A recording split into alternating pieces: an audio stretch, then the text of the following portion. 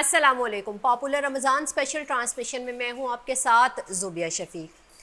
ناظرین، رمضان المبارک جو ہے وہ بہت تیزی سے گزرتا جا رہا ہے، اور بہت تیزی سے گزرنے کے ساتھ ساتھ ہمیں آبدیدہ بھی کرتا جا رہا ہے، ہمیں رنجیدہ بھی کرتا جا رہا ہے، کیونکہ جتنی تیزی سے ہم اتنے گناہ گار بندے ہیں اللہ تعالیٰ کے کہ یہ جو جتنے بھی ہمارے پاس رمضان المبارک کے دن آئے ہیں، ہم اپنی طرف سے پوری کوشش کر رہے ہیں، لیکن رمضان المبارک جتنی تیزی سے گزر رہا ہے لگتا نہیں ہے کہ ہم اللہ تعالیٰ کو اس طریقے سے منا سکتے ہیں، لیکن اللہ تعالیٰ کی رحمت اتنی زیادہ ہے، اتنی ہمارے اوپر رمضان المبارک میں بکھری ہوتی ہے وہ رحمت کے، ہم کوشش کرتے ہیں کہ اس رحمت کو زیادہ سے زیادہ سمیٹ سکیں۔ ناظرین گرامی، جب رمضان المبارک کی بات آتی ہے اور پورا سال جب ہم ایک ایسٹیمیٹڈ بات کرتے ہیں، ہم پورا سال کے 11 مہینے جو گزار رہے ہوتے ہیں، تو ہم اتنی بے وقوفیاں، اتنے گناہ کر رہے ہوتے ہیں اس ٹائم پہ کہ ہمیں سمجھ نہیں آ رہی ہے۔ بعض گناہ ایسے ہوتے ہیں، بعض غلطیاں ایسی ہوتی ہیں جو ہم انجانے میں کر رہے ہوتے ہیں، بعض غلطیاں ایسی ہوتی ہیں جو جان بوجھ کے ہم کر رہے ہوتے ہیں، اور چونکہ بندہ ہے تو اللہ تعالیٰ کو پتہ تھا کہ میرا بندہ گناہ گار ہے، میرا بندہ غلطیاں کرے گا، انسان غلطیوں کا پتلا ہے، تو اللہ تعالیٰ نے کیا کیا، ایک مہینہ رمضان المبارک کا ہمارے لیے بھیج دیا۔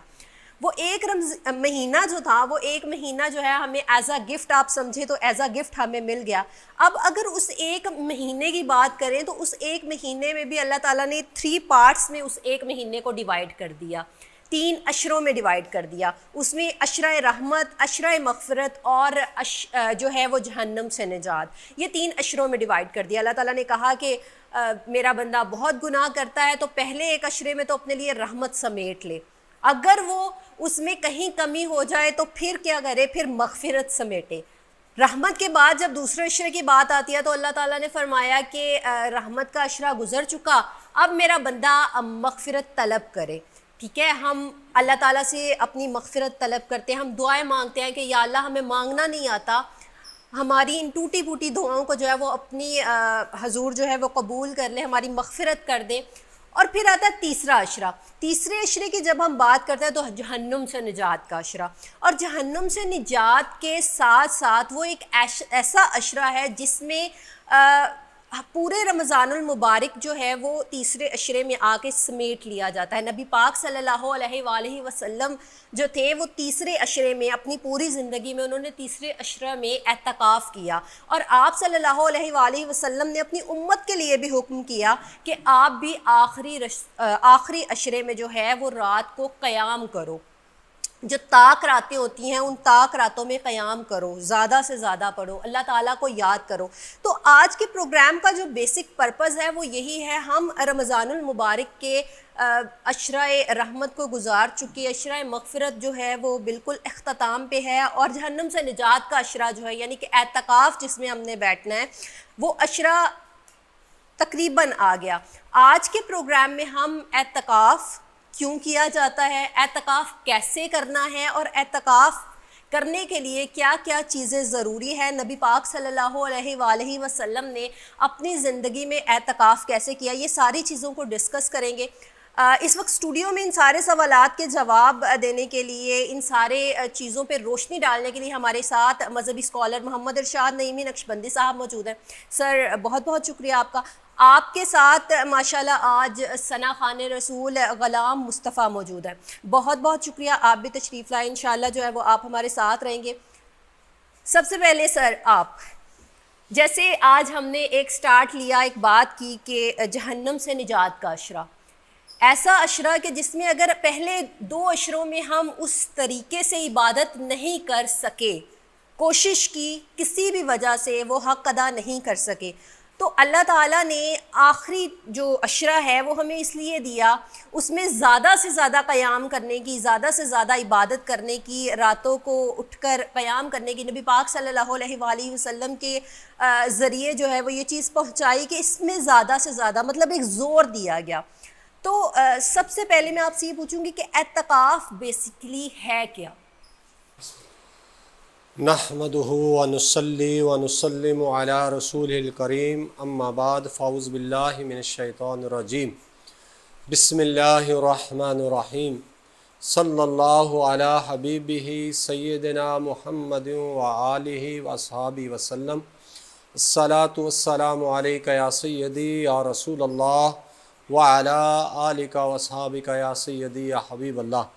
हम्द व सलात के बाद वाजिबुल एहतराम सामीन व नाज़रीन, अस्सलामु अलैकुम व रहमतुल्लाहि व बरकातुहू।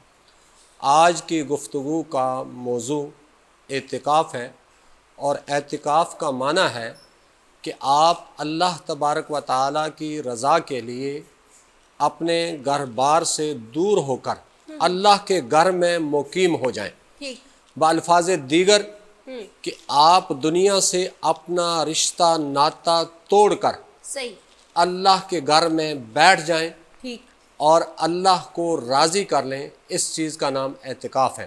ठीक और जहाँ तक आप सल्लल्लाहु अलैहि वसल्लम की सुन्नत मुतवातरा है, जी आप सल्लल्लाहु अलैहि वसल्लम ने रमज़ानुल मुबारक के फ़र्ज़ होने के बाद जो है वो मस्जिद नबवी में एतिकाफ़ किया और एक साल आप सल्लल्लाहु अलैहि वसल्लम ने जो है वो रमज़ान में एतिकाफ़ ना कर सके, तो बाद में शवाल के अंदर, शवाल मुकर्रम के अंदर आप सल्लल्लाहु अलैहि वसल्लम ने 10 दिन का एतिकाफ़ किया। अच्छा एतिकाफ़ की जो फजीलत है, आप सल्लल्लाहु अलैहि वसल्लम फरमाते हैं कि जो शख्स एक रात अल्लाह की रज़ा के लिए एतिकाफ़ करता है, अल्लाह करीम उसको जहन्नम से 3 कोस दूर फरमा देते हैं। सुभान अल्लाह। और एक कोस कितनी है कि मशरिक़ से मगरिब तक का, इससे भी ज़्यादा फासला हाँ, एक रात एतिकाफ़ का। एक रात का ये सवाब और ये आम दिन की बात है। इस हदीस मुबारका में कहीं रमज़ान का जिक्र नहीं।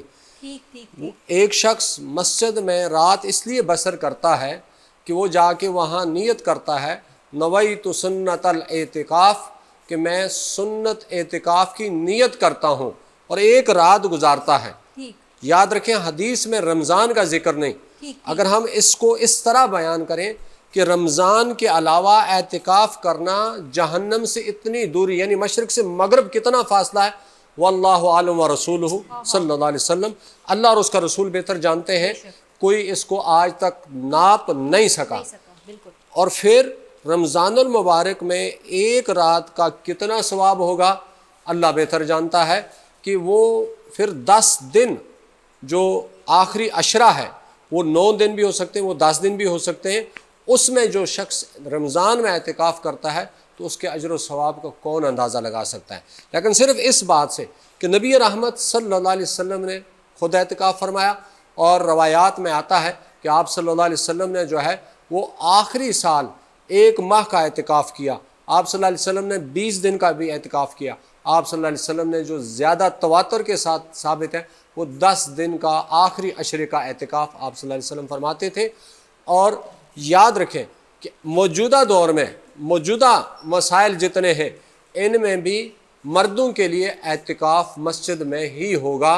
वो कितने ही मामलात व मसाइल उलझ जाएं, मर्दों के लिए जो है एतिकाफ़ मस्जिद के अलावा नहीं हो सकता, घर में नहीं हो सकता। घर में नहीं हो सकता। ठीक ठीक क्योंकि मस्जिद एतिकाफ़ के लिए ख़ास है।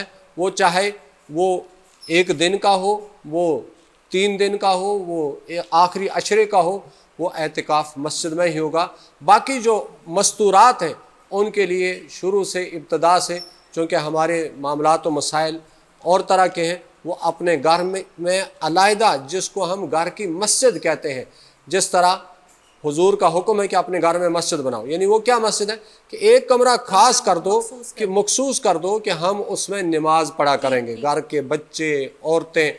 तो ऐसा कमरा जहाँ आप इबादत करते हैं, मस्तूरात अपने घर में इबादत कर सकते हैं। ठीक ठीक ठीक। अच्छा मौलाना साहब, यहाँ पे आपने फरमाया कि रमज़ान का जिक्र नहीं है, रमज़ानुल मुबारक का एतिकाफ़ में जिक्र नहीं है, तो क्या रमज़ानुल मुबारक के अलावा भी बाकी दिनों में भी एतिकाफ़ कर सकते हैं? जी बिल्कुल, जैसे मैंने अर्ज़ कर दिया कि आप सल्लल्लाहु अलैहि वसल्लम ने शवाल मुकर्रम में 10 दिन का एतिकाफ़, और नमाजियों के लिए बिलखुसूस जब आप मस्जिद में जाएं, तो जो ही आप मस्जिद में दाखिल होते हैं तो आप नफली एतिकाफ़ की नियत कर लें। जितनी देर तक आप मस्जिद में रहेंगे, आपको नमाज का भी सवाब होगा, ज़िक्र अज़कार का भी सवाब होगा, और नफली एतिकाफ़ का भी सवाब होगा। और इससे एक मामला हल हो जाता है مسجد میں اگر آپ کوئی ایسا کام کرتے ہیں جو مسجد کے آداب کے خلاف ہے اس پر آپ کو پوچھا جائے گا. لیکن جب آپ اعتکاف میں ہیں تو اعتکاف کی صورت میں کھانا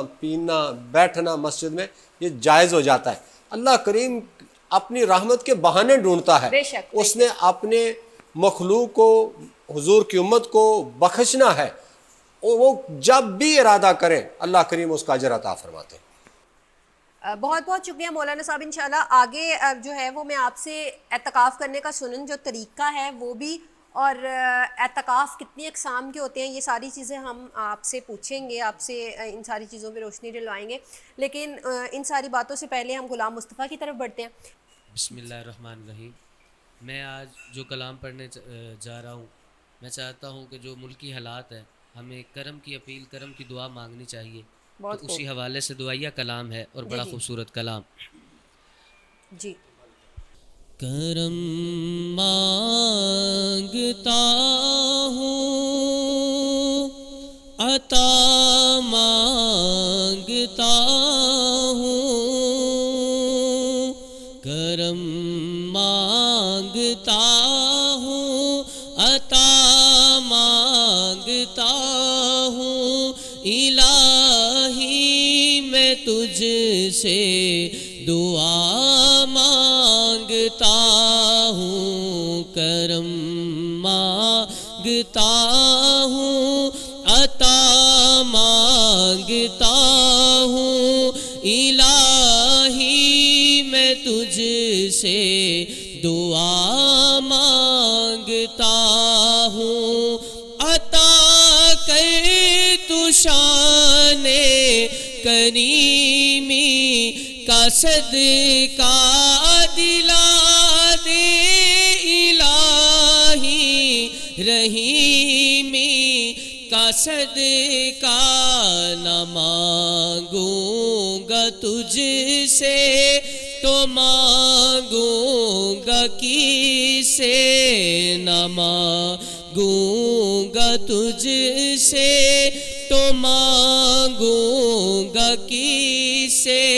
تیرا ہوں میں تجھ سے دعا مانگتا ہوں, کرم مانگتا ہوں عطا مانگتا ہوں. الہی میں تجھ سے دعا مانگتا ہوں.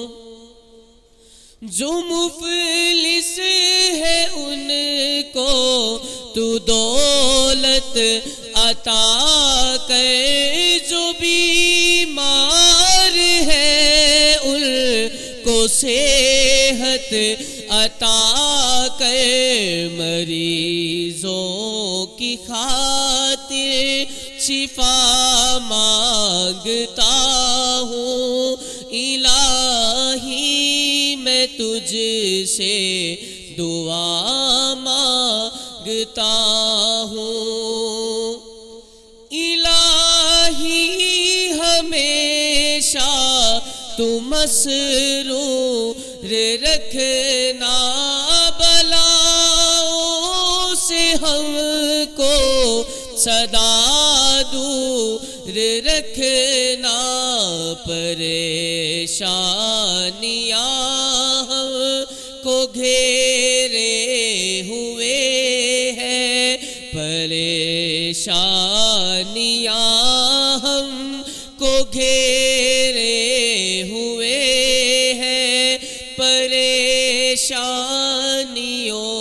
سے پناہ مانگتا ہوں, کرم مانگتا ہوں عطا مانگتا ہوں. الہی میں تجھ سے دعا مانگتا ہوں. تیرا ہوں میں تجھ سے دعا مانگتا ہوں. ماشاءاللہ بہت اچھی آواز غلام مصطفیٰ, ماشاءاللہ بہت اچھا کلام آپ نے سنایا ہمیں. اچھا مولانا صاحب, اعتکاف کی ہم بات کر رہے ہیں، تو اعتکاف کرنے کا جو سنت طریقہ کار ہے وہ کون سا ہے؟ کہ ہمیں کیا نیت کیا ہونی چاہیے؟ اعتکاف جب ہم کرتے ہیں تو مختلف جگہ پہ ہمیں مختلف چیزیں دکھائی دیتی ہیں، مختلف چیزیں پتہ چلتی ہیں اعتکاف کے بارے میں. تو اعتکاف کرنے کا جو نبی پاک صلی اللہ علیہ وآلہ وسلم کا ایک طریقہ کار تھا، وہ کیا طریقہ کار کیا ہے اعتکاف کا؟ بسم اللہ الرحمن الرحیم. اصل میں آپ جو پوچھنا چاہتی ہیں میرے خیال میں یہ ہے کہ اعتکاف کرنے کا مقصد کیا ہے، وجہ کیا ہے، کیوں کیا جاتا ہے، مقصد بھی اور جی ہاں اور طریقہ کار کیا ہے؟ طریقہ کار ٹھیک ہے. بھی، کہ کچھ جگہوں پہ ہم دیکھتے ہیں کہ اعتکاف ایک اسپیسیفک کرائٹیریا کے اندر رہنا اور اس کرائٹیریا میں ہی سارا کچھ کرنا، یہ اعتکاف ہے. کچھ جگہوں پہ جو اعتکاف ہے وہ ہم ایک گروہ کی صورت میں اعتکاف ہو رہا ہوتا ہے، کافی لوگ اکٹھے ہوتے ہیں، وہ اعتکاف وہ تو ایک کیٹیگریز ہیں میرے خیال سے، علیحدہ علیحدہ جو ہے اسپیسیفکیشنز ہے اعتکاف کی. لیکن بیسک نبی پاک صلی اللہ علیہ وآلہ وسلم سے جو ہمیں طریقہ کار پتہ چلتا ہے وہ کون سا ہے؟ مسنون طریقہ، جی سنت طریقہ آپ صلی اللہ علیہ وسلم کا جو اعتکاف ہے اس کا مقصد صرف اور صرف یاد الہی ہے. ٹھیک. اور آج بھی وہی ہے کہ کوئی بھی شخص جب اعتکاف کی نیت کرتا ہے تو جی اس کی نیت یہ ہو کہ میں رمضان المبارک کا آخری عشرہ اللہ کا مہمان بنوں گا. ٹھیک ٹھیک. اور جب کوئی شخص اس نیت سے مسجد میں رکتا ہے تو اس کا اعتکاف مسنون اعتکاف کہلائے گا. ٹھیک. اور آپ صلی اللہ علیہ وسلم کے طریقے کے مطابق دوران اعتکاف وہ کسی قسم کی دوسری مصروفیات نہیں رکھ سکتا سوائے اس کے کہ وہ علم دین سیکھ سکتا ہے. ٹھیک ٹھیک. یعنی اگر آپ اعتکاف کے دوران جس طرح آپ نے کہا کہ ایک گروہ کی صورت میں، ایک جماعت کی صورت میں، وہ وہی صورت بنتی ہے کہ ایک عالم دین آپ کے پاس موجود ہو روزمرہ زندگی کے مسائل، کیونکہ آپ صلی اللہ علیہ وآلہ وسلم ایک مرتبہ مسجد نبوی شریف میں تشریف لائے اور آپ صلی اللہ علیہ وسلم نے دیکھا کہ صحابہ کے دو گروہ تشریف فرما ہے، ایک میں اللہ کا ذکر ہو رہا ہے اور ایک میں علم کی گفتگو ہو رہی ہے. تو آپ صلی اللہ علیہ وسلم نے فرمایا جہاں اللہ کا ذکر ہو تو فرمایا بہت اچھی مجلس ہے، بہت اچھی محفل ہے. لیکن آپ صلی اللہ علیہ وسلم جا کے اس محفل و مجلس میں تشریف فرما ہوئے جس میں علم کی بات ہو رہی تھی. تو اس سے پتہ چلتا ہے کہ اعتکاف کے دوران جو مقصد ہے وہ یہ کہ اللہ کا ذکر کیا جائے. لیکن اگر کوئی عالم دین میسر آ جائے اور موجودہ صورتحال کو سامنے رکھتے ہوئے آپ علم سیکھیں، قرآن کا پڑھنا، قرآن کی تفاسیر، احادیث کی شرح یا اس کے ساتھ ساتھ روزمرہ زندگی کے مسائل سیکھ لیں تو یہ صحیح طریقہ ہے اعتکاف کرنے کا اور یہی مقصد ہے. ٹھیک ٹھیک. اچھا مولانا صاحب، نبی پاک صلی اللہ علیہ وآلہ وسلم جو اعتکاف کرتے تھے اس میں زیادہ اعتکاف 3 دن کا تھا یا یہ جو آخری عشرہ ہے اس کا اعتکاف اس کا زیادہ؟ آپ صلی اللہ علیہ وسلم نے جو اکثر و بیشتر اعتکاف فرمایا وہ آخری عشرے کا ہے. لیکن جی جیسے میں نے عرض کیا کہ آپ صلی اللہ علیہ وسلم نے آخری سال پورے ماہ کا بھی اعتکاف فرمایا اور 20 دن کا بھی اعتکاف فرمایا اور 10 دن کا جو ہے تواتر کے ساتھ اعتکاف فرمایا. جو سنت متواترہ ہے وہ 10 یعنی آخری عشرے کا اعتکاف ہے. اور آپ صلی اللہ علیہ وسلم کی سنت پر چلتے ہوئے اگر کوئی 20 دن کا اعتکاف کرتا ہے تو وہ بھی سنت کہلائے گا، کیونکہ آپ صلی اللہ علیہ وسلم نے 20 دن کا اعتکاف. اگر کوئی شخص پورا رمضان المبارک اعتکاف کرتا ہے تو وہ بھی سنت کے ہی زمرے میں آئے گا، کیونکہ آپ صلی اللہ علیہ وسلم نے وہ بھی کر کے دیکھا. جس طرح آپ صلی اللہ علیہ وسلم نے سنت غیر موقدہ پڑھی، آپ صلی اللہ علیہ وسلم نے سنت موقدہ پڑھی، تو یہ اسی طرح ہے کہ امت کے اوپر کہیں بوجھ نہ بن جائے. ورنہ آپ صلی اللہ علیہ وسلم تو ہر وقت اللہ کی میعاد میں رہتے. آپ گھر میں ہوں یا آپ مسجد میں ہوں، آپ صلی اللہ علیہ وسلم ہر وقت جو ہے وہ اللہ کے ذکر میں رہتے تھے. امت کو جو ہے وہ ان پر بوجھ نہ بن جائے، آپ صلی اللہ علیہ وسلم نے تواتر کے ساتھ آخری عشرے کا اعتکاف فرمایا ہے. اچھا مولانا صاحب، اعتکاف میں جو ہے نا آج کے دور کی اگر ہم بات کریں تو ہر بندے نے نا اپنی ریلیکسیشن کے حساب سے دین میں نئی چیز داخل کی ہوئی ہے.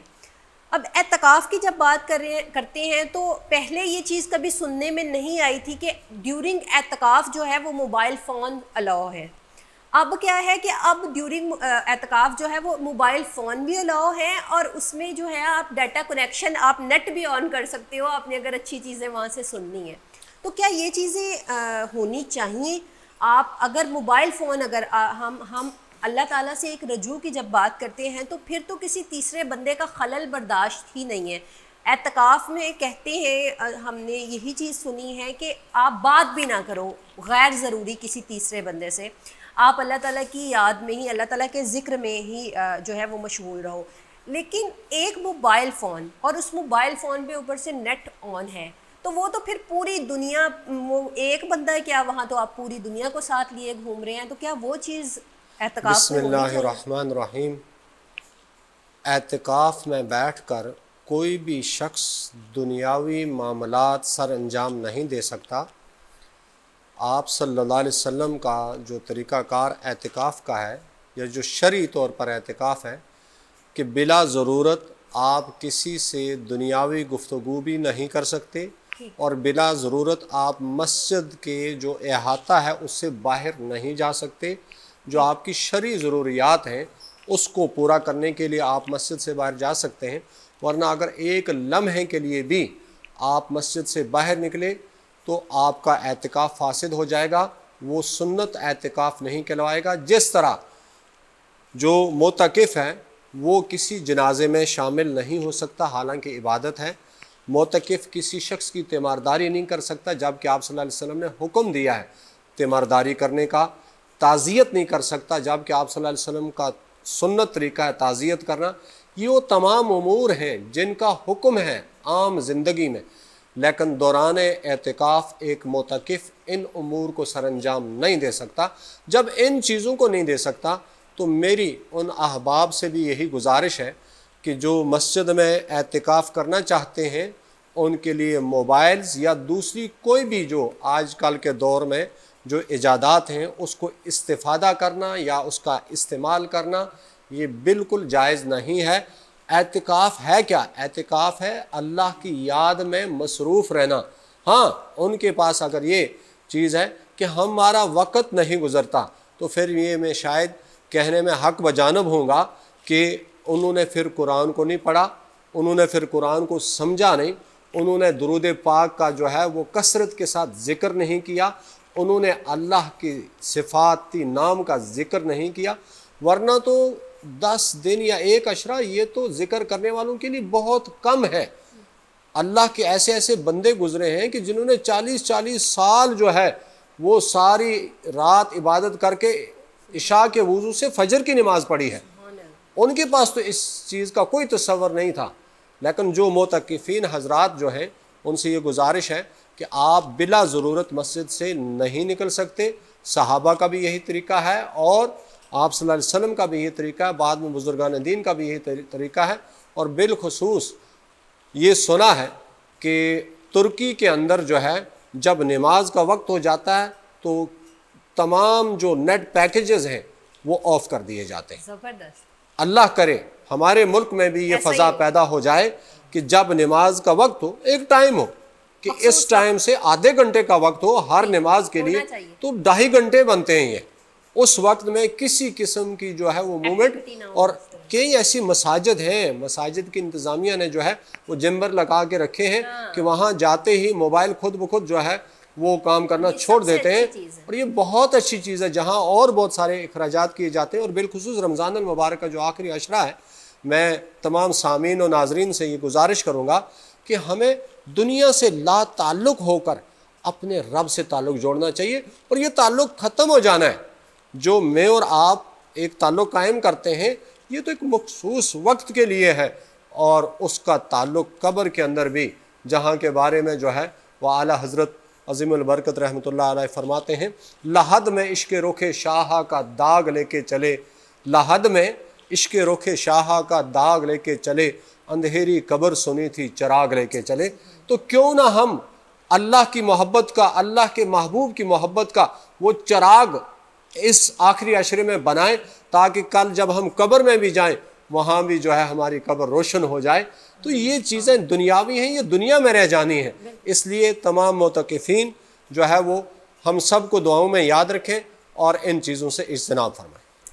اچھا مولانا صاحب, اعتکاف کے معاملے میں تھوڑی سی کنفیوژن ہوتی ہے ہمیں کہ اعتکاف پہ بیٹھنا کس ٹائم چاہیے. جیسے 20واں روزہ ہے تو کس ٹائم پہ, عصر ٹائم پہ یا مغرب ٹائم پہ, اور جب اعتکاف کے لیے اٹھا جائے تو وہ کس ٹائم پہ مطلب اعتکاف سے اٹھنا چاہیے؟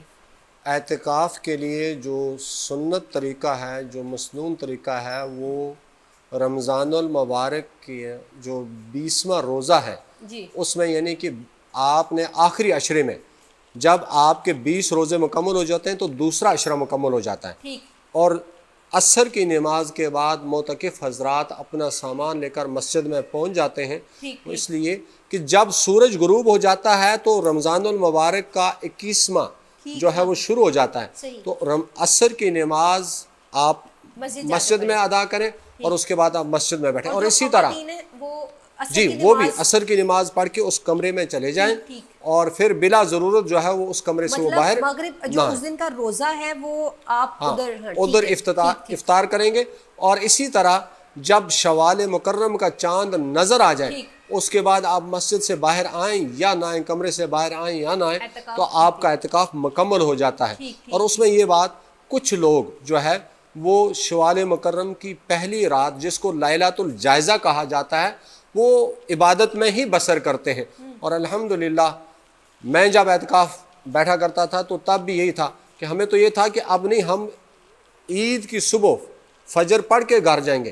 لیکن بعد میں یہ جب معلوم ہوا کہ یہ لیلۃ الجائزہ ہے, اس رات بہت سے مسلمان جو ہے وہ اپنی بیجا مصروفیات بنا لیتے ہیں, جبکہ یہ اجر کی رات ہے, یہ انعام کی رات ہے, یہ بخشش اور مغفرت کی رات ہے. اس رات کو بھی ہمیں ضائع نہیں کرنا چاہیے. اور معتکفین حضرات اگر گھر جا کے واپس آ کے عشاء کی نماز کے بعد مسجد میں بیٹھ جائیں تو بہت بڑا اجر ہے. بہت بہت شکریہ مولانا صاحب, آپ کے تھرو جو ہے وہ ہمیں اس طرح کی بہت ساری باتیں پتہ چلتی رہتی ہیں جس میں ہم کہیں نہ کہیں کنفیوز ہوتے ہیں. آپ سے گفتگو کا سلسلہ انشاءاللہ اسی طرح جاری رہے گا, لیکن ابھی ہم غلام مصطفیٰ کی طرف بڑھتے ہیں. تو غلام مصطفیٰ, سب سے پہلے مجھے آپ نے ماشاءاللہ پہلے بھی جو کلام سنایا بہت خوبصورت تھا. آپ نے نعت کی باقاعدہ جو ہے وہ سیکھی کہیں سے یا خود سے شوق تھا؟ بسم اللہ الرحمن الرحیم. نعت کا آغاز جو ہے بچپن سے ہی سرکار کے ٹکڑوں پہ پلا ہوں. اسکول لائف سے ہی میں نے سرکار کی نعت کا آغاز کیا, بڑے مقابلوں میں بھی گیا, اور سرکار کی نعت کے صدقے جو عزت ملی آج اس موقع پر. اور جو آپ گفتگو کر رہی تھی, میں الحمدللہ 8 سال سے اعتکاف کر رہا ہوں ماشاءاللہ, اور مجھے بڑی خوشی ہوئی. میں شکریہ ادا کرنا چاہوں گا پاپولر رمضان شو کا کہ مجھے بڑی تربیت جو ہے اعتکاف کے بارے میں وہ ملی. میں انشاءاللہ اس سال جب اعتکاف پہ بیٹھوں گا بہت سی علامہ صاحب کی ایسی گفتگو ہے جو میرے ذہن میں رہے گی انشاءاللہ عز و جل. کرم کے آشیاں نیکی کیا بات ہے, آپ کے آستانے کی کیا بات ہے. اور ایک گھر جو ملے شہر سرکار میں, ایک گھر جو ملے شہر سرکار میں, ایک گھر جو ملے شہر سرکار میں, پھر تو ایسے ٹھکانے کی کیا بات ہے, آپ کے آستانے کی کیا بات ہے. فاطمہ اور علی اور حسن پھر حسین, فاطمہ اور علی اور حسن مصطفیٰ کے گھرانے کی کیا بات ہے، مصطفیٰ کے گھرانے کی کیا بات ہے۔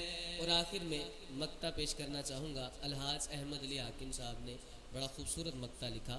آپ لکھتے ہیں، تک کے حاکم نکیرین بولے مجھے، تک کے حاکم نکیرین بولے مجھے، تک کے حاکم نکیرین بولے مجھے، مصطفیٰ کے دیوانے کی کیا بات ہے، مصطفیٰ کے دیوانے کی کیا بات ہے، کرم کے آشیانے کی کیا بات ہے، آپ کے آستانے کی کیا بات ہے۔ بہت بہت شکریہ غلام مصطفیٰ، بہت خوبصورت ماشاءاللہ آپ کی آواز ہے۔ اللہ تعالیٰ آپ کو اسی طرح نبی پاک صلی اللہ علیہ وآلہ وسلم کا ذکر کرنے کی توفیق عطا فرمائے۔ بہت شکریہ آپ کا کہ آپ پروگرام میں تشریف لائے۔ سر آپ کا بہت زیادہ شکریہ کہ آپ تشریف لاتے ہیں، بہت ساری چیزوں میں ہماری رہنمائی کرتے ہیں۔ آپ سب کا بہت زیادہ شکریہ۔ پروگرام کا وقت جو ہے وہ آج اختتام کو پہنچا، انشاءاللہ کل آپ سے دوبارہ ملاقات ہوگی۔ اگر آپ بھی نعت پڑھنے کے خواہش مند ہیں تو ہمارے پروگرام میں شامل ہو سکتے ہیں۔ شامل ہونے کا طریقہ بہت ہی آسان ہے، اسکرین پر دیے گئے نمبر پر جو ہے وہ رابطہ کریں اور شامل ہو جائیں پاپولر رمضان اسپیشل ٹرانسمیشن میں۔ اس کے علاوہ جو ہے وہ یوٹیوب پر آپ ہمارے چینل کو سبسکرائب بھی کریں اور آفیشیل سائٹ پہ بھی آپ فالو کریں ہمارے چینل کو۔ آج کے پروگرام میں اتنا، انشاءاللہ کل آپ سے دوبارہ ملاقات ہوگی، تب تک کے لیے اللہ حافظ۔